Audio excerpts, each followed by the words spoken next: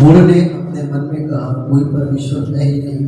वे बिगड़ गए, उन्होंने कुटिलता के घिनौने काम किए हैं, कोई शुक्र भी नहीं। उसने स्वर्ग पर से मनुष्य को पर दृष्टि की, ताकि देखे कोई बुद्धि से चलने वाला है शायद नहीं। वे सब के सब हट गए, सब एक साथ बिगड़ गए, कोई शुक्र भी नहीं, एक भी नहीं। क्या उन सब अधिकारियों को कुछ भी ज्ञान नहीं? मेरे लोगों को ऐसे खाते हैं जैसे रोटी परमेश्वर के नाम नहीं लेते। वहाँ उनका भय छा गया, जहाँ भय का कोई कारण न था, क्योंकि यहोवा ने उनकी हड्डियों को जो तेरे विरुद्ध छावनी डाले पड़े थे तर कर दिया। तूने जो उन्हें लज्जित कर दिया, इसलिए कि परमेश्वर ने उनको निकम्मा ठहराया। भला होता कि जाएगा तो परमेश्वर अपनी प्रजा को बंधुआई से लौटा ले आएगा, तब याकूब मगन और राष्ट्रपति साथ पढ़ेंगे। भला होता कि इस्राएल का पूरा उद्धार सिय्योन से निकलता, जब परमेश्वर अपनी प्रजा को बंधुआई से लौटा ले आएगा, तब याकूब मगन और इस्राएल आनंदित होगा। हालेलुया। सबको बैठ जाए। मूढ़ ने अपने मन में कहा, पहला जो पद है परमेश्वर, हमें बताता है उस संसार के लोगों में जो ईश्वर को नहीं जानते, जो ईश्वर को नहीं पहचानते, जिन्होंने ईश्वर को देखा ही नहीं। मूढ़ ने अपने मन में कहा, कोई परमेश्वर है ही नहीं।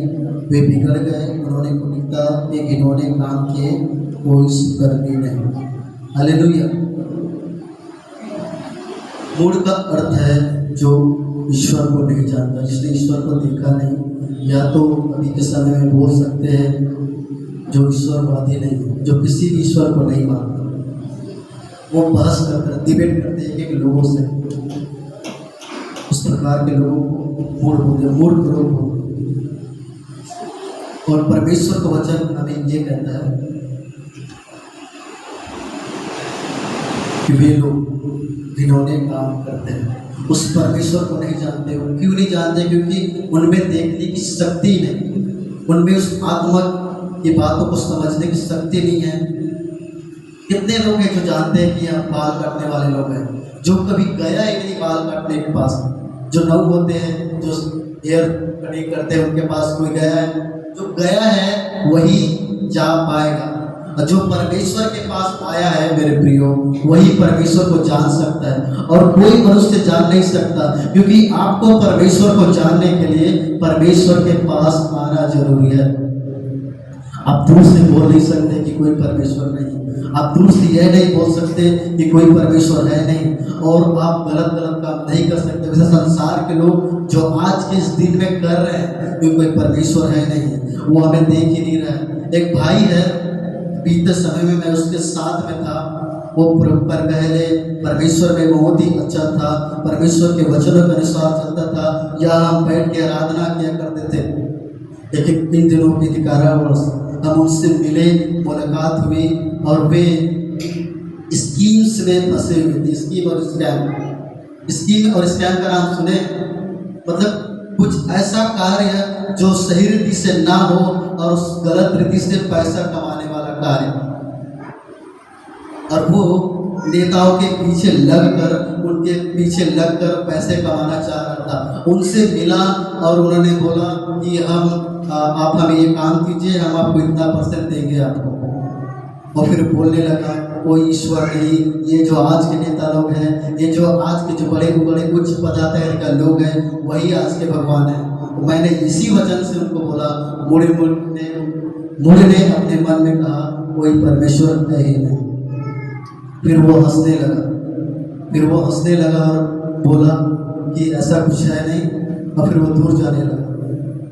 मेरे प्रियो, मैं बताना चाहता हूँ, अंतिम दिनों में लोग भटक चुके हैं। ये अंत का समय है। लोग पैसे के लालच में, लोग रुपयों के लालच में वो गलत कार्य कर रहे हैं। गलत कार्य का अर्थ ये है कि आप सही रीति से, जैसे कि आपकी रोजी 100 रुपये एक दिन की रोजी, और आप एक ही दिन काम करने गए हो, लेकिन आपकी हाजिरी में 10 दिन का रजिस्टर, 10 दिन का हाजिरी आपने सामने वाले से पाया हो और बोला हो कि 5 दिन का भाई तू रख ले, 5 दिन का मुझे दे। तो ये सारी बात है। कि परमेश्वर ऐसे लोगों को प्रतिफल नहीं देता। कोई प्रतिफल ऐसे लोगों के लिए नहीं है जो ईश्वर के कार्य को छोड़कर कोई दूसरा कार्य करे, जो परमेश्वर की बातों को छोड़कर दूसरे बातों में मन लगाए, जो परमेश्वर के वचन को सुनकर और उस पर चलकर उसे छोड़ दे, उसको ज्यादा समय तक अपने जीवन में न रखे। आज का हमारा विषय यही है, प्रतिफल को प्राप्त कैसे किया जाए और क्या है प्रतिफल। हालेलुया। और उसको हमारे जीवन में हमें कैसे बनाए रखना है। प्रतिफल क्या है, आइए हम निकालेंगे फिलिपियों 1:19।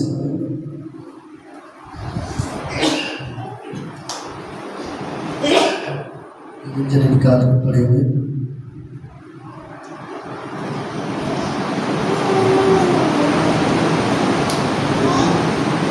फिलिपियों 1:19।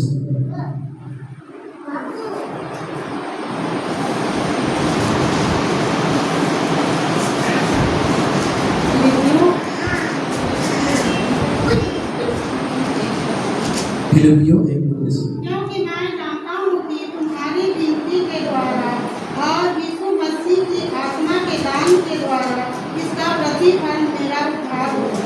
हालेलुया। परमेश्वर इसलिए आया कि हम सबको उद्धार सके, और हमारा प्रतिफल वही है। सारी बातें यही है, उद्धार की बातें। लोग सब सर में बता रहे थे कि लोग चंगाई के पीछे भाग रहे हैं, वरदानों के पीछे भाग रहे हैं, और बहुत कल ही हम बात कर रहे थे शाम के समय में कि लोग, आज के जो लोग हैं जो चंगाई के पीछे, दान वरदान के पीछे, सामत के पीछे, मस्ता के पीछे भाग रहे हैं, दौड़ रहे हैं। अगर कोई पास्टर या फिर कोई सेवक जब प्रेरिताई सेवकाई कर रहा है तो लोग उसके पीछे चल रहे हैं, लेकिन असली उद्धार को, असली सच्चा पश्चाताप के भाव को कोई नहीं देख रहा। उद्धार की बातों को कोई ग्रहण नहीं कर रहा। लोग भाग रहे हैं, इधर उधर जा रहे हैं। लेकिन परमेश्वर का वचन हमें कहता हो मेरे प्रियो कि हमारा प्रतिफल सिर्फ उद्धार है, और उद्धार केवल प्रभु यीशु मसीह हमें देता है। हालेलुया। ये प्रतिफल के गुण क्या क्या है, ये प्रतिफल से हमें क्या क्या मिलता है। ये प्रतिफल है धर्म का प्रतिफल, और हम निकालेंगे इब्रानियों 12:11। इब्रानियों 12:11।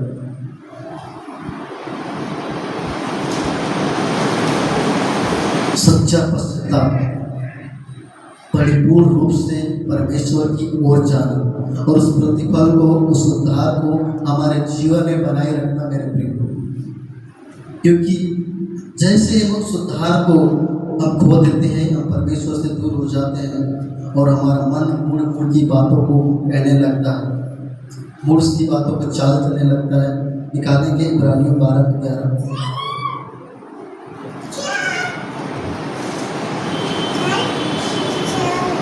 वर्तमान में हर एक प्रकाश की तारा आनंद भी नहीं, पर सौ की बात दिखाई पड़ती है। तो भी जो उससे सहते सहते पक्के हो गए हैं, पीछे उन्हें चैन के साथ धर्म का प्रतिफल मिलता है। हालेलुया। ये प्रतिफल धर्म है। आज जो लड़ाई हो रही है, आज जो सताव हो रहा है मेरे प्रियो, इन दिनों में इस छत्तीसगढ़ से बाहर अन्य राज्यों में हर एक लोगों को जो सच्चे मसीह हैं उनके ऊपर सताव किया जा रहा है। कोई आनंदित नहीं है अभी इसमें, लेकिन हम सिर्फ परमेश्वर के आत्मा में आनंदित हैं, और हम उस सताव की बातों को हमारे जीवन में हम सह रहे हैं, हम देख रहे हैं, और एक दूसरे को उठा रहे हैं कि भाई ऐसा होगा, निश्चय ढाढ़स बांध, परमेश्वर तेरे साथ। कई लोग उस पर लड़ रहे हैं, सताव को कैसे करते हैं, लेकिन हमें उसको रोकना नहीं है। उस परमेश्वर के वचन को हमारे जीवन में पूरे होने देना है, ताकि वो धर्म का प्रतिफल हमें मिलेगा। कैसे मिलेगा? विवाह बांधकर हमें रहना है, उसको सहते सहते पक्के हो जाए। हमें सहना है सताओं की बातों को, जो हमारे साथ हुआ है, जो हमारे भाइयों के साथ हुआ है, और जो हमारे मसीह भाई, हमारे परिवार है, हम सब मसीह के एक हैं। और उन सब के साथ हो रहा है तो हमें सहना है ताकि वो धर्म का प्रतिफल हमें और आपको मिल सके। हालेलुया। और क्या करना है, कौन सी बातों को करना है कि वो उद्धार हमें निरंतर निरंतर हमारे जीवन में, आपके जीवन में बढ़ता जाए। हम निकालेंगे पहला पत्रस 1 का 9, पहला पत्रस 1 का 9।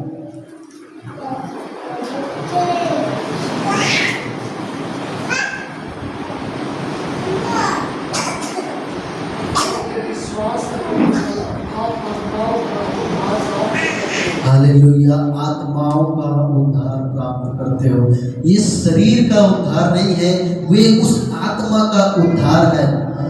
हालेलुया। शरीर का उद्धार चंगाई और छुटकारा, लेकिन आत्मा का उद्धार, हालेलुया, अपने विश्वास और अपने विश्वास का प्रतिफल, हम जो आप और हम जो परमेश्वर के ऊपर विश्वास करते हैं, परमेश्वर के साथ साथ चलते हैं, परमेश्वर के साथ साथ अपना जीवन बिताते हैं, परमेश्वर के वचन को अपने जीवन में मानते हैं, सच्चाई के साथ, खराई के साथ, परमेश्वर के साथ हम चलते हैं, उसमें विश्वास करते हैं। चाहे हमारे जीवन में इस प्रकार की बाधाएं हो, चाहे हमारे जीवन आनंद से भरपूरी हो, चाहे हम दुख में हो, चाहे हम पीड़ा में हो, लेकिन अगर हम परमेश्वर के साथ चलते हैं तो हमारा उद्धार, हमारा आत्मा का उद्धार को हम क्या करते हैं, प्राप्त करते हैं।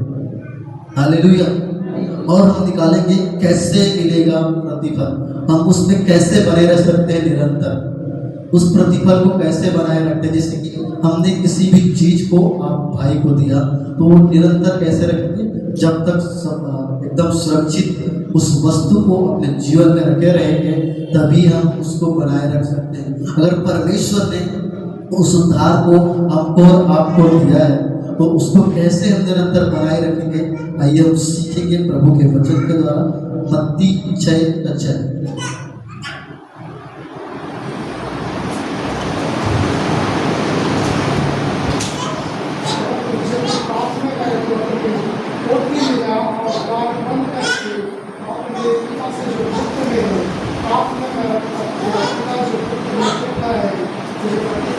हालेलुया। पिता जो गुप्त में देखता है तुझे प्रतिफल देगा। पहला ये है कि हमें प्रार्थना करना है उस प्रतिफल को बनाए रखने के लिए।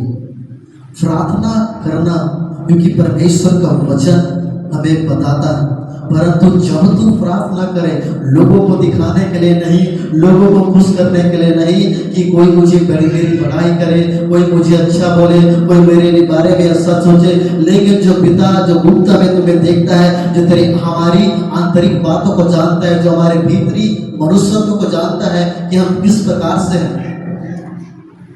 इसका अर्थ ये है कि हम लोगों को तो दिखा सकते हैं कि मैं अच्छा हूँ, लेकिन परमेश्वर जानता है हमारी मन की बातों को, हमारे चाल चलन को, हमारे दृष्टि को, हमारे विचारों को।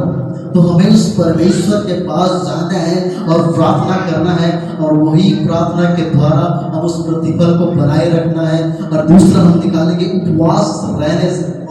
उपवास रहने से वो उद्धार का प्रतिफल हमारे और आपके जीवन में रहता है। इसी मत्ती 6:18 में हम देखेंगे परमेश्वर का वचन हमें कहता है, ताकि लोग नहीं परंतु तेरा पिता जो गुप्त में है तुझे उपवासी जाने, और इस दशा में तेरा पिता जो गुप्त में देखता है तुझे प्रतिफल देगा। हालेलुया। उस प्रतिफल को बनाए रखने के लिए हमें निरंतर उपवास में रहना है। ये उपवास का अर्थ ये है कि हमें ईश्वर के साथ समय बिताना है, ईश्वर के साथ संगति रखना है। भूखा रहना ये उपवास का प्रतीक नहीं है। भूखा रहना, कुछ खाना कुछ नहीं खाना, ये उपवास का प्रतीक नहीं है। उपवास का प्रतीक ये है कि हम परमेश्वर के पास जाएं, घुटनों में जाएं और परमेश्वर की ओर अपना मन को लगाकर सच्चे हृदय से, संपूर्ण मन से, पश्चाताप के साथ हम परमेश्वर के समीप जाकर अपने उस प्रतिफल को प्राप्त करें। हालेलुया। और हम बाहरी रूप से देखते हैं और किस प्रकार से हम उस प्रतिफल को प्राप्त कर सकते हैं। प्यासे को पानी पिलाने से, लेकिन मसीह जानकर अगर हम किसी को पानी पिलाते हैं तब। मरकुस 9 49 का 41।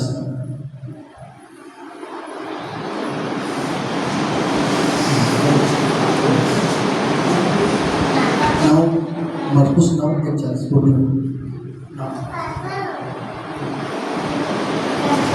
जो मैं ये शब्द पानी मैं इसलिए मिला तो मसीह के लोग मैं तुमसे सच कहता हूँ कि वह हालेलुया। तो जो परमेश्वर के लोगों को, उनके दासों को पहुँचाई करने में, पानी पिलाने में, एक अच्छी बातों को अपने जीवन में रखने से वे अपना प्रतिफल नहीं होगा। हालेलुया। लेकिन वो पहुँचाई करना सिर्फ मसीह लोगों के जीवन में, जो प्रभु के दासों को, चाहे वो कोई भी हो, चाहे विश्वासी हो, प्रभु के दास हो, बड़ा सेवक हो, चाहे एक जन क्यों ना हो, मसीह जानकर पानी पिलाए। हालेलुया। वो पानी पिलाने से उस प्रतिफल का भागी होता है, वो पहुँचाई करने से उस प्रतिफल का भागी होता है। अगर कोई आपके यहाँ आ रहा है तो उसको ऐसा ट्रीट करें कि ऐसे उसके साथ आप बात करें, ऐसे उसके साथ आप समय बिताएं कि लगे कि अपना है, कि हाँ ये मसीह व्यक्ति है, यही सच्चा मसीह व्यक्ति है और ये सच्ची ईश्वर की आराधना करते हैं। हालेलुया। और हम निकालेंगे, ये तो आंतरिक बात है, लेकिन बाहरी रूप से अब जब हम सताए जाते हैं तो देखते हैं सताए जाने पर भी परमेश्वर हमें प्रतिफल देता है। मेरे प्रियो, हम निकालेंगे लूका 6:23 में परमेश्वर हमें बताता है, उस दिन आनंदित होकर उछलना, क्योंकि देखो तुम्हारे लिए स्वर्ग में बड़ा प्रतिफल है। उनके बाप दाते और श्रद्धाओं के साथ भी वैसा किया करते थे। हालेलुया। आज जो सताए हुए लोग हैं, हम जो सताए हुए लोग हैं, आप जो समाज से, आप जो इस संसार से, संसार के लोगों से सताए हुए लोग हैं, परमेश्वर आप सभी के लिए, हम सभी के लिए परमेश्वर का वचन कहता है कि आपके लिए स्वर्ग में बड़ा प्रतिफल है मेरे प्रियो। हालेलुया। और परमेश्वर हम निकालेंगे किसके पास है और वो कैसे हम जानेंगे। मत्ती 16:27 निकालें। मत्ती 16:27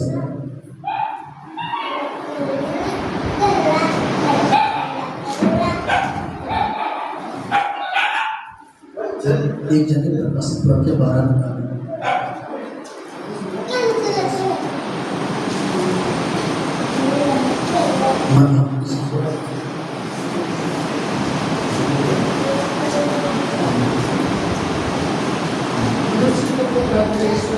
के साथ अपने पिता की महिमा जलाएगा और उस समय वह हर एक को उसके आनंद के साथ प्रतिफल देगा। हालेलुया। जब न्याय का दिन आएगा, जब परमेश्वर उस मध्याकाश में हम सभी को लेने आएगा, हम सभी विश्वासी को लेने आएगा, पूरे संसार में, इस पूरे संसार हर एक आँख उसको देखेंगी और हर एक को उसके कामों के अनुसार। तो हमारा कार्य भी उस परमेश्वर के अनुसार होना चाहिए। उस परमेश्वर जो वचन हमको दिया गया है, जो वचन से हमने सीखा है, वही वचन को हमारे जीवन में लेकर चले कि परमेश्वर हमारे जीवन में कार्य करे, तभी हम उस प्रतिफल को प्राप्त कर सकते हैं। अब यहाँ अगर हम संडे के दिन आकर अच्छी आराधना करें, अच्छी प्रार्थना करें और परमेश्वर के वचन को सुने और माने, लेकिन घर जाकर वही बुराई करें, वही चुगली करें, तो वो हमारा जीवन व्यर्थ हो जाएगा, क्योंकि हमारे कर्मों के अनुसार भी वो परमेश्वर हमें प्रतिफल देने वाला है। हम देखते हैं हर एक के जीवन में परेशानी होती है, कठिनाई होती है। हम जैसे ही संडे आराधना में आते हैं, हम आनंदित हो जाते हैं, हम मगन हो जाते हैं, हम परमेश्वर के सामर्थ में, उस अभिषेक में जब भर जाते हैं। लेकिन जैसे ही हम घर जाते हैं, शत्रु हमारे परिवार में, शत्रु हमारे आसपास में, शत्रु हमारे घरेलू या फिर हमारे करीबी लोगों में आकर कार्य करता है और हमारा मन विचलित हो जाता है और हम उस समय उसकी चालों को नहीं समझ पाते और हम कुछ ऐसा कर देते हैं कि उस अभिषेक को खो देते हैं, उस सामर्थ को खो देते हैं। हालेलुया। तो हमें ऐसा कार्य करना है जो परमेश्वर हमें उस उद्धार को प्रतिफल दे। और प्रकाशित वाक्य निकालेंगे 22:12।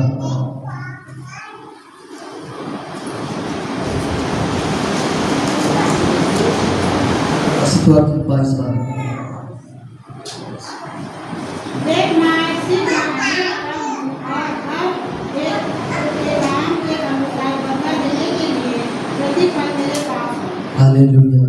परमेश्वर ने पहले से उन कामों के द्वारा उनका प्रतिफल उनके पास रखा गया है कि अगर तू ये कार्य करेगा तो तुझे ये प्रतिफल मिलेगा, अगर तू मेरे पास आएगा तो तुझे उद्धार मिलेगा, अगर तू मुझे छोड़कर दूसरों के पास जाएगा तो तुझे कुछ नहीं मिलेगा। एक गवाही मैं देना चाहता हूँ आपको।